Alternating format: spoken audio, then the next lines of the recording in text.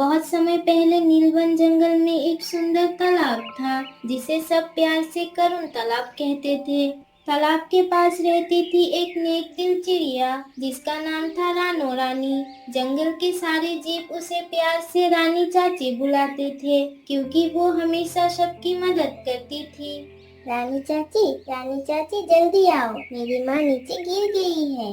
क्या? कैसे गिर गई? मैं तुरंत आती हूँ।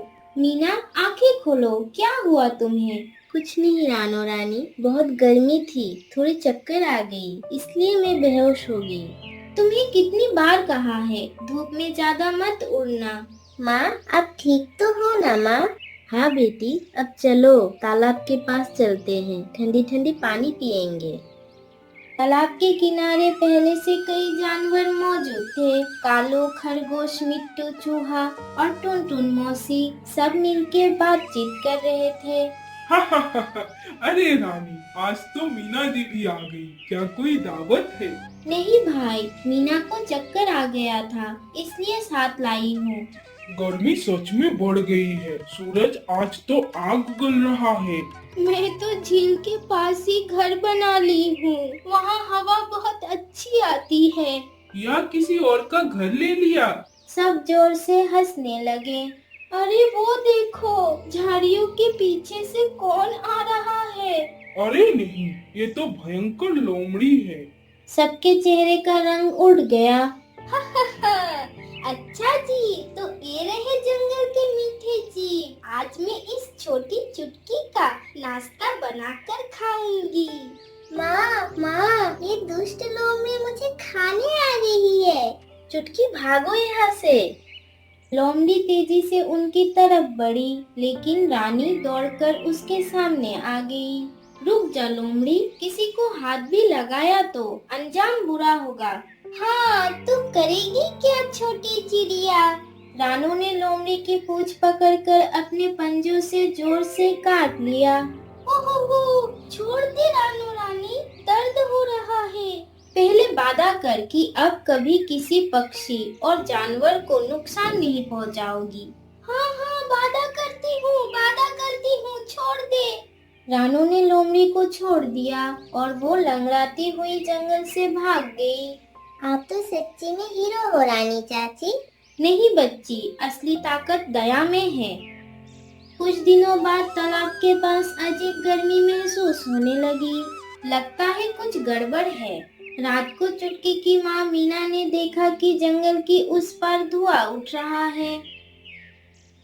रानू रानी, आग लग गई है। सबको खबर दो जल्दी। जंगल के सारे जीव इधर उधर भागने लगे। अरे, हमें कोई बचाओ, आग फैल रही है। माँ, जल्दी चलो यहाँ से। सब लोग तालाब की तरफ भागो, वही सबसे सुरक्षित जगह है। लेकिन हमारे घर, मेरी खिलौने? बेटी, जान है तो सब है।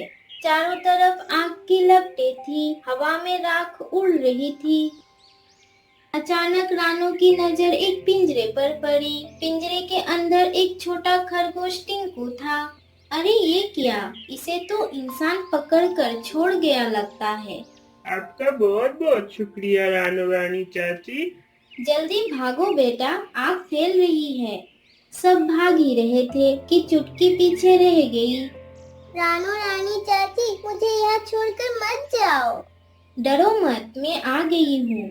रानू ने अपने पंजों से लकड़ी हटाई और चुटकी को बाहर निकाला।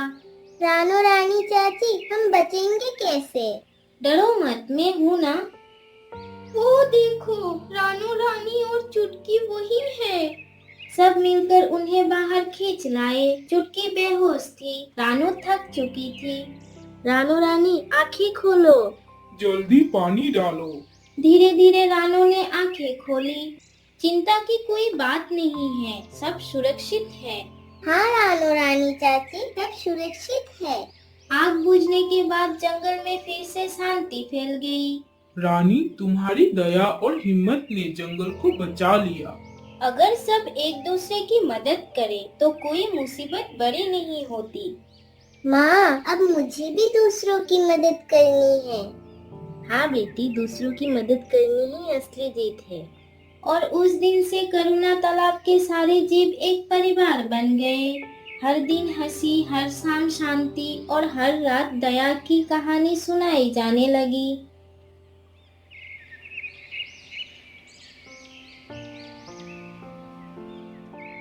सुबह की हल्की धूप जंगल की टहनियों पर चमक रही थी। हर तरफ चमकते हुए पंछियों की आवाजें गूंज रही थी।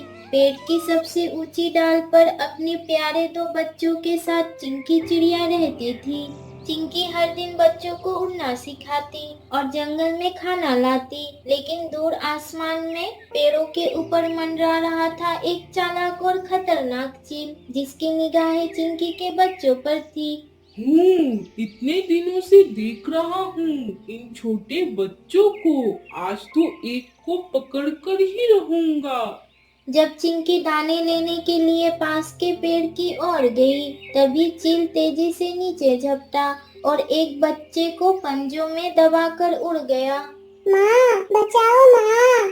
चिंकी बिना एक पल रुके आकाश की ओर उड़ पड़ी। वो तेज हवाओं को चीरती हुई चील के पीछे पीछे जा रही थी। आसमान में एक जंग शुरू हो चुकी थी, माँ और शिकारी की जंग।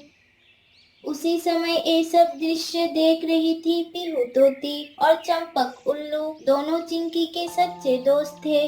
चंपक, देखो ये चील चिंकी के बच्चे को ले गया। ये तो बहुत बुरा हुआ पीहू, हमें तुरंत कुछ करना होगा। दोनों ने बिना सोचे आसमान की ओर उड़ान भरी और चील के सामने जाकर खड़े हो गए। रुक जा चील, बच्चे को छोड़ दे, वरना अच्छा नहीं होगा। माँ के प्यार के आगे तेरी ताकत कुछ भी नहीं है। छोटे पंछियों, तुम क्या कर लोगे मुझे? चील ने अपने विशाल पंख फैलाए और एक झटके में चंपक उल्लू पर हमला कर दिया। तेज पंजों से वार करते हुए उसने उसे जोर से धक्का दे दिया। चंपक! चील मौका देखकर फिर से ऊंचाई में उड़ गया और चिंकी के बच्चे को लेकर दूर घाटी की तरफ भाग निकला। नहीं चील, मैं तुझे छोड़ूंगी नहीं। चिंकी ने तुरंत पीछे मुड़कर देखा। पीहू नीचे चंपक के पास उड़कर पहुंची थी।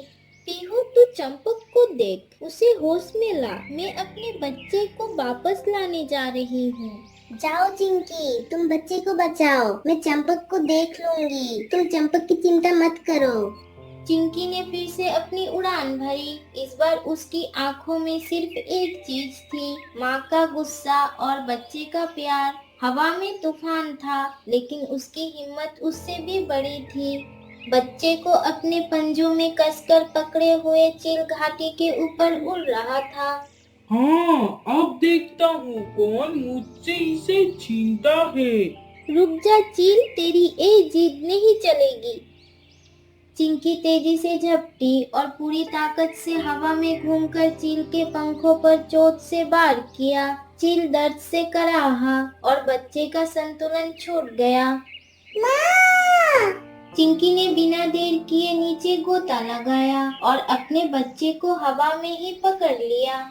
गुस्से में चील ने फिर हमला किया, लेकिन इस बार चिंकी ने अपने पंखों से हवा की तेज लहरें बनाई, जिससे चील का संतुलन बिगड़ गया और वो नीचे गिरते गिरते जंगल की झाड़ियों में जा फंसा।